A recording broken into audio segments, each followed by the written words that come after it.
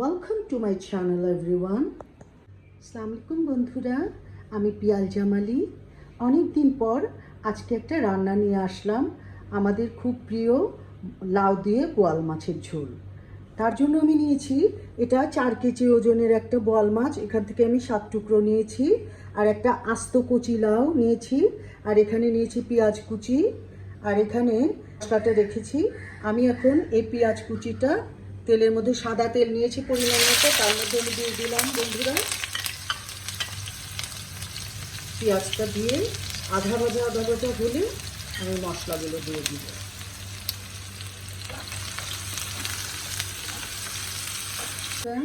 এই যে আমি যে বললাম পেঁয়াজটা ঠিক এরকম যখন হবে তখন আমি মশলাটা দিয়ে দিব। এই যে মশলাটা আমি ছেড়ে দিচ্ছি।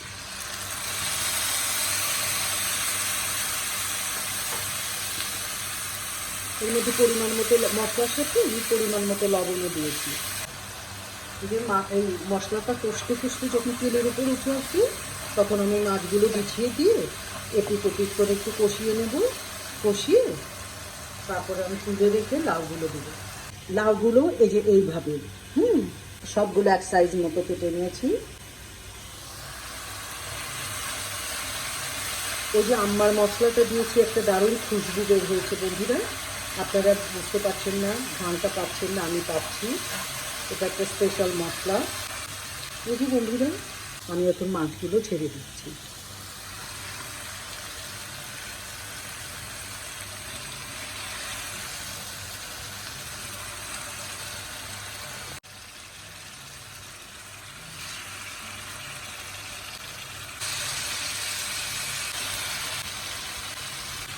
তো বন্ধুরা এই যে কষানো হচ্ছে দেখতে পাচ্ছেন, এবং কষতে যখন তেল উঠে যাবে তখন আমি মাছগুলো তুলে নেব। এই যে বন্ধুরা মাছটা কষানো আমার অলমোস্ট শেষ হয়ে গেছে। আর বড় মাছ যেহেতু আমি অনেকক্ষণ ধরে কষালাম বন্ধুরা। এর মধ্যে আমি যা যা মশলা দিয়েছি সেটা হলো 1.5 চামচ রসুন বাটা, 1 চামচ আদা বাটা, তারপরে 4 চামচের 4 ভাগের 1 ভাগ জিরার গুঁড়া, আর 4 চামচের 1 চামচ ওই 5 মিশালি মশলা, যেটাকে আম্মার মশলা বলি। ওটার মধ্যে আছে হলো আস্ত জিরা, ধনিয়া, মৌরি কিংবা শাহি জিরা বলে যেটাকে, সেটা, আর হলো রাঁধুনি, ছোটো যে গোল রাঁধুনি আছে ওটা, আর তেজপাতা। এটা ভালো করে পরিষ্কার করে তারপরে আলাদা আলাদা ভেজে সব কিছু একসাথে মিলিয়ে গুঁড়া করে রেখেছি। এটা খুবই সুন্দর একটা খুশবু বের হয়। মরিচ দিয়েছি 4 চামচের 2 চামচ, যেহেতু মাছ একটু বড় আর বেশি। আর হলুদ দিয়েছি 4 চামচের 1 চামচ, হলুদের পরিমাণ কম দিয়েছি, আর পরিমাণ মতো লবণ দিয়েছি। এই মাছটা নামিয়ে আমি লাউগুলো দিয়ে দিব ওর মধ্যে। এই যে মাছটা তুলে নিয়েছি, এখন আমি এই কড়াইয়ের মধ্যে দিয়ে দিচ্ছি লাউ।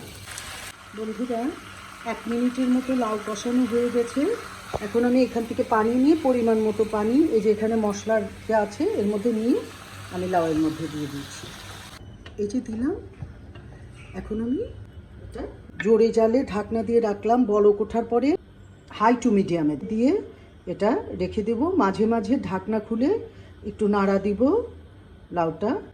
তারপর যখন লাউটা আধা সিদ্ধ হয়ে যাবে তখন আমি এই মাছগুলো ছেড়ে দেব। বন্ধুরা এই যে দেখতে পাচ্ছেন, এটা হলো আমি অনেকগুলো পরিমাণে ধনেপাতা নিয়েছি, আর এখানে 8-9টা কাঁচামরিচ নিয়েছি।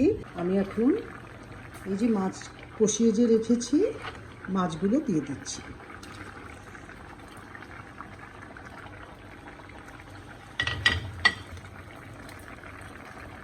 মাছগুলো ঝোলের মধ্যে ডুবিয়ে দিই, তাহলে মশলাগুলো মাছের মধ্যে যাবে। আমি আবার এটা ঢেকে দিলাম, এটাও হতে থাক।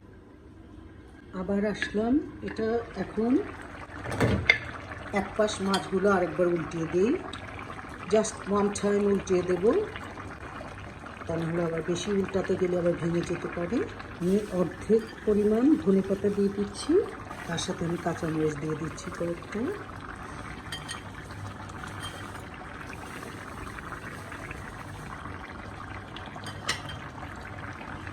এটুকু আমি নামানোর আগে দিব। আর বেশি টাইম লাগবে না বন্ধুরা, অলমোস্ট হয়ে গেছে। 2 মিনিট পরে আমি আবার আসছি। এখন দেখে আসি, অলমোস্ট ডান। এই তো একদম হয়ে গেছে বন্ধুরা। এখন নামানোর আগ মুহূর্তে চলে এসেছি। আমি ওই 5 মেশালি মশলা সামান্য পরিমাণে, যে একটু পরিমাণ ছিটিয়ে দিচ্ছি। এটা জিরার গুঁড়ার বদলে দিচ্ছি, কারণ এর মধ্যে জিরার গুঁড়াও আছে, ওই জন্য আলাদা জিরার গুঁড়া দিচ্ছি না বন্ধুরা। এখন আমি এই যে ধনেপাতা, শেষের ধনেপাতাটুকু এখন আমার নামানোর সময় হয়ে গেছে, চুলাটা এখন বন্ধ করে দিব। সেই জন্য আমি ধনেপাতার কাঁচামরিচগুলো দিয়ে দিলাম। তো এই যে এখন এটা হয়ে গেছে, আমি চুলাটা বন্ধ করে আপনাদের এই সার্ভিং ডিশে বেড়ে আমি দেখাচ্ছি। এই যে হয়ে গেল দারুণ মজার, দারুণ স্বাদের লাউ দিয়ে বোয়াল মাছের ঝোল। Thanks for watching my video.